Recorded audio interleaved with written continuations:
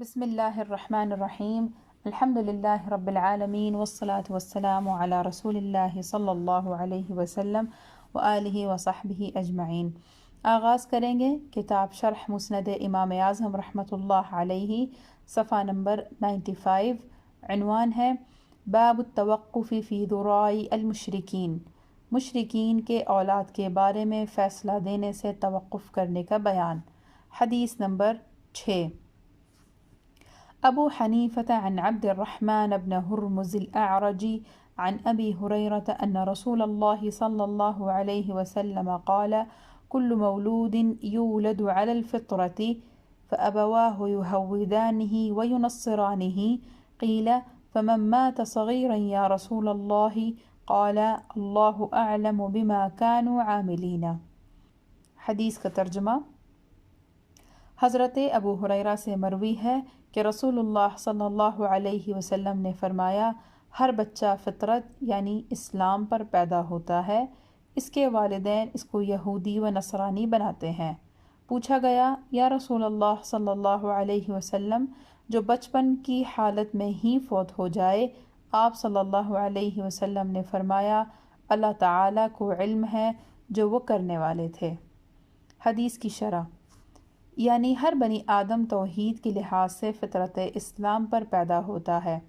اس کا معنی یہ ہے کہ اگر کوئی رکاوٹ نہ ہو تو اس کی طبع ایمان کا راستہ اختیار کرتی ہے، اور بعض لوگوں نے کہا کہ اس کا معنی یہ ہے کہ ہر بچہ اس معرفت اور اقرار پر پیدا ہوتا ہے کہ اللہ تعالیٰ ہی تمام کائنات کا بنانے والا ہے، اگرچہ وہ اللہ تعالیٰ کے علاوہ کسی اور کو الہ مان بھی لے۔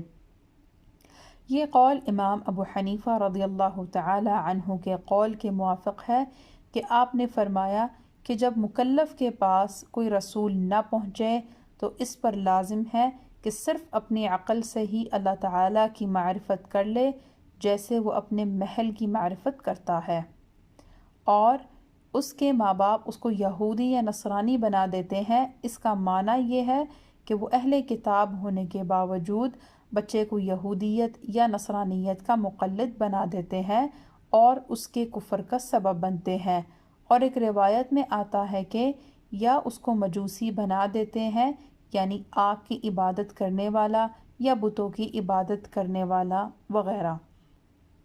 حاشیہ میں ذکر ہے، شرح الملا علی القاری رحمۃ اللہ تعالی علیہ علی مسند الامام الاعظم ذکر اسنادہ عن عبد الرحمن ابن ہرمز رحمۃ اللہ تعالی علیہ، صفحہ نمبر 225 to 26۔ حدیث کا خلاصہ۔ کتاب میں حدیث کا خلاصہ لکھا گیا ہے، اہل کبائر مؤمن ہی رہتے ہیں، ان کے گناہ ان کو ایمان سے خارج نہیں کرتے سوائے اللہ تعالیٰ کے شریک ٹھہرانے کے، کوئی گناہ کفر نہیں۔ لیکن حدیث کے مطابق یہ خلاصہ میرے نزدیک صحیح نہیں ہے۔ حدیث میں ذکر ہے کہ انسان اپنی فطرت پر پیدا ہوتا ہے، یعنی وہ چاہے کسی یہودی یا نصرانی یا کسی بت پرست کے گھر بچہ پیدا ہو، جب تک اس کے ماں باپ یا اس کے ارد گرد کا جو ماحول ہے اس کو غلط راستے پر یا اپنے دین جیسا نہیں بناتے، وہ اپنی فطرت پر ہی رہتا ہے۔ تو خلاصہ یہ بنتا ہے کہ ہر انسان پیدائشی یا بچپن سے ہی فطرت اس کی اسلام پر ہوتی ہے، وہ اللہ تعالیٰ کی وحدانیت کو یا اللہ تعالیٰ کو مانتا ہے کہ اس کائنات کو بنانے والا خدا ہے، اور اگر ایسا بھی ہو کہ وہ کسی اور کو الہ مانتا ہے لیکن اندر اپنے دل میں یہی قرار پاتا ہے کہ اس کائنات کا مالک اللہ ہے، جب تک اس کو یہودیت یا نصرانیت یا بت پرستی کی تعلیم نہ دی جائے اور اس راستے پر چلایا جائے تو وہ اپنی فطرت سے ہٹ کر یہودیت، نصرانیت، بت پرستی، آگ پرستی یا کفر کی طرف آتا ہے۔